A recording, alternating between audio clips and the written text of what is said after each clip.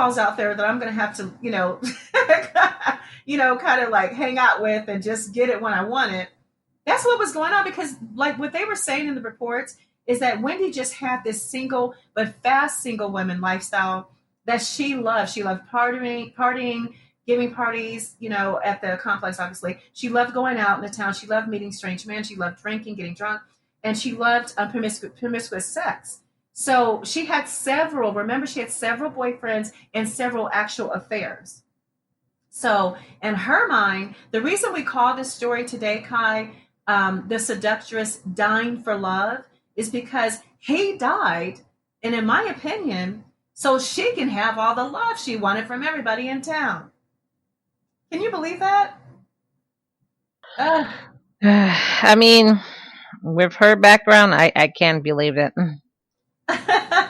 Of course, of course.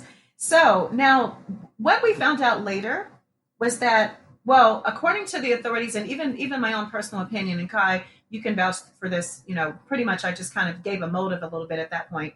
But I believe the motive was to have free will sex and to collect insurance money because they said that remember when the doctor's opinion was just enough and they didn't choose to go get a second opinion, and you said, hey, I would get a second or third opinion, and I said, well, no, they didn't, but I'll explain later how I know they didn't.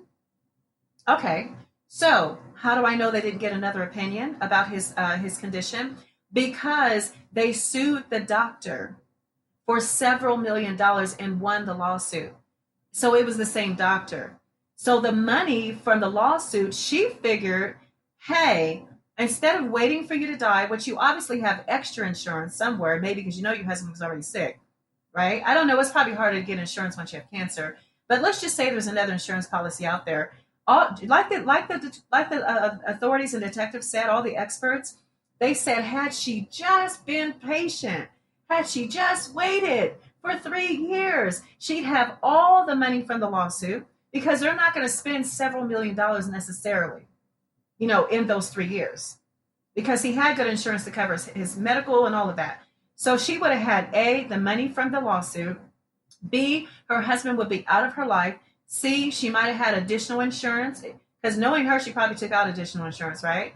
And then also she can be single and free to do anything that she wanted to do as this fast, very inconsiderate, heinous woman that she was. She was just, hey, life is all about me and nothing else. So the motive was to have free will sex and collect the insurance money. So what did she do? He did not die from just poison. He did not die from the cancer at all. He died from blunt force trauma and being stabbed numerous times because his wife had no heart filter. She just didn't care anything about this man. She did not have any feelings about like even life itself. It's like, how can you be so cold? I just don't understand how anyone could be that cold. I really, really don't She understand only that. cares about herself, narcissistic personality. Extremely narcissistic. Oh my gosh. She Now, probably didn't think she was being cold. She probably thought he was being cold and selfish to not hurry up and die. oh God, that's terrible. Hurry up and die already. Hurry up and die. Hurry up and die. Oh my goodness, that's terrible. Yeah, that's exactly what she Like, I did. wouldn't be surprised if she said something like, look at what you're doing to me. Why are Yeah, you taking so long? yeah. This is so hard on me. I wouldn't be surprised if she said something like that. Well, you know what? Okay, in her defense, and when I say her defense, this is only a split second of a defense. This is not the whole scenario or anything like that. I can understand anyone being tragically depressed and extremely unhappy when they're living with when they're a caregiver even an alien mate. It's a little different when it's your parents because I'm a caregiver to my parents, as you know, Ky. And so it's a lot. It is a lot of stress. Believe me, it's a heavy load. But if it's her husband, if it's the person's husband or wife, I get it. It's like all the responsibility is going to be on you at some point with the kids. All the responsibility is going to be on you with the money, right? Your whole future. If you don't have a retirement, you better work double to figure that out. And right now, I can't go out and have fun. I can't do anything with you. Really, it's like everything is on me because you're weak and you can't help me. But it's almost like at the same time, you know, you got to take the good with the bad, because when you take your vows, don't you say for richer, for poor, for better, for worse, and for sickness and in health? So, Yeah, but Char, you're forgetting. Right after that, don't they say till death do you part? oh no, you're absolutely right. They do. And you know what, Kai? That's exactly what they meant, right? Okay, I'm kidding. Yeah, that's the way that Wendy took it. She took her, let's put it like this. Yeah, that's the way she took it. She was Yeah, like, "Well, I'm just following the vows." yeah, Wendy took her vows very seriously. So her date of her sentence was just a few short days before Christmas Day. It was December 22nd, 2004. And I'm pretty sure you can guess, Kai, what do you suppose happened with her sentence? Do you think that she got, like, say, 100 years life plus 50 years? Or what do you think that they would give her for in the state of Arizona for a crime like this? I would think life, maybe even the death penalty. How about you're absolutely correct about the death penalty? In fact, so Wendi Adriano was only the second woman on death row in the state of Arizona. She was on death row. She's still on death row. All of this time, they never did actually execute her, but it was her order was lethal injection. So that's pretty much what it was. But Now, they haven't executed her. nope, nope. They said they have not. I don't know. The first thing you do get is an appeal. I don't know if you're aware of that, but if as soon as you Yeah, receive, yeah, yeah. yeah, yeah, so you can bounce that back and forth for a good 5 or 10 years anyway. You know, so I mean, this is crazy. I mean, so the date of the sentence is 2004, so like 16 years, almost 17. Am I counting that right? Finally. Uh, Okay, so if anyone wants to follow this story, as we do in every episode, if I have information available in the means of media, whether it be film, television, or documentaries, or even anything that's available on YouTube. So you can find this telefilm on YouTube. It's actually on is that a network? Oh, there's a show called Snapped, actually. There's an actual series called Snapped. And you can find it on YouTube or some other sources like Oxygen. But yeah, so could you have any final thoughts, Kai? I mean, it's just crazy what people would do. And I don't think she did it for the money. I think she just did it to be rid of him, like you said, so she can go out and have her fun. Which, I mean, why can't you just divorce him and go out and have your fun? Like, I don't understand the whole, let me kill him You faster know than what? I 3 years.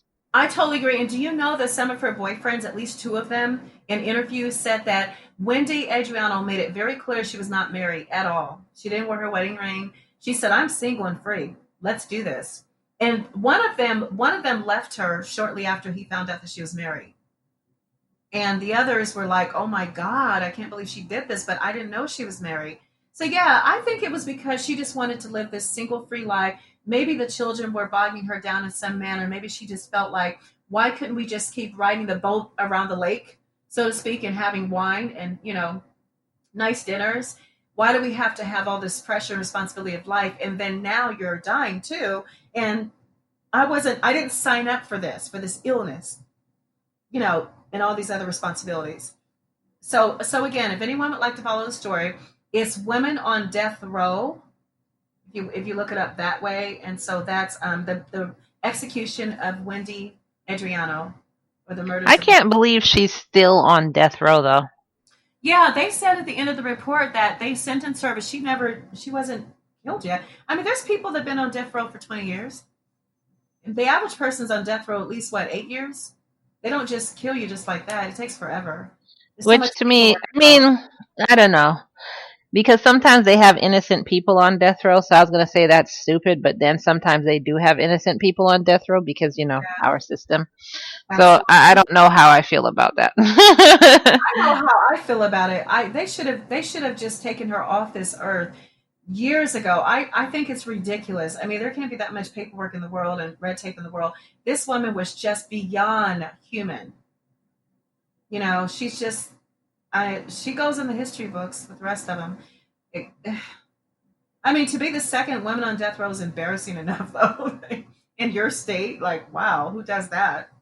But Yeah, yeah, I mean, I So mean, she yeah, should have thought it before she murdered her husband. So it's not her I feel bad for. It's the husband, his kids, his family. I mean, but even her family, because they didn't, they she's the crazy one. Why did they have to be thrown into this also? So she's not the one I feel bad for. I don't feel bad for her at all. well, I'm glad you don't, because you know what's funny though is his family is saying now, they're saying, "See, we knew something was really odd and eerie about that Wendy." They always said that. Isn't that something? But everyone else, even at the complex, everyone else said she was very, very professional, very friendly, very sweet, had a great heart. Everyone else said that about her. So you can always meet someone who happens to be a chameleon. You just never know who you're married at that point, but you definitely never know who you actually think you know. But you never know who you're really with, who your mate really is, because you're never really told to get to know your mate. You can live with your mate 100 years, and there's still things you don't know about them, right, Kai? That's just how it goes. Yeah, I mean, you never fully know someone. You never fully know someone. So thanks for listening, all of our listeners. And Kai's going to tell you how to support our show so we can have a lot more, episodes. I guess similar to the Seductress, Dying for Love, and more. So Kai, do you want to tell them how they can follow us and support us with the show? Yes, you can follow us on social media at Love and Murder, which is going to be facebook.com/relationship crime. I'm just playing. You can find us on I'm like, Instagram. seriously? You can Okay. find us. Those are for the people who are like, they were really getting into it and they were about to turn it off and then they just heard a different voice. They're like, wait, what? You can find us on Instagram at Love Murder Podcast. And as usual, if you want to be a producer of the show, I know we're pretty new, but we'll be putting out bonus episodes very soon. So you could actually be a producer of the show and be a subscriber of Patreon, $5 and above, so you can get these bonus episodes. Like that story I read earlier today, as unfortunate and as crazy it was, I would have that probably on the bonus platform, so we're not putting it in front of our show. It would be more like breaking news. Look at what happened. Unfortunately, this, and also I would send you a link to, because I think that family has GoFundMe. So I would send you the link to the GoFundMe if you wanted to go ahead and help the family. In the meantime, I will be posting it to our social media. So you can go to facebook.com/relationship crime to find out more about today's story and find out how you can help the family in their time of loss. Also, like I said, sign up to our Patreon, patreon.com/love and murder to be a producer. $5 and above subscriber. If you just want to support us, then just donate whatever you want. Also, if you loved this episode and the previous episodes before it, probably minus episode 4 because I was just like not there, go ahead and go to Apple Podcasts and give us a 5-star review. When you give us a 5-star review, I know they ask you to say something, but you can put whatever you want in Yeah. there. Anything. Tell us if you want me to talk in that manly announcer voice again. Do you like this voice, or do you want me to talk like regular Kai? You can put whatever you like in there.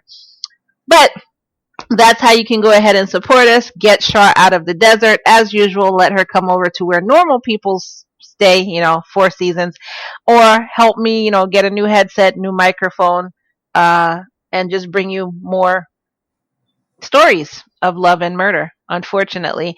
Sounds It good. is a tragedy. It is a tragedy with all these murders going on. And we're not trying to exploit the families or the victim or anything like that. We're just trying to give you, stories that goes on in the world. And unfortunately, this goes on in the world, and I hope it'll stop, but I highly doubt it. So, Yeah. anyways, as Well, I always say, we'll see y'all next time. All love love and and no no murder. murder. Goodbye, sir.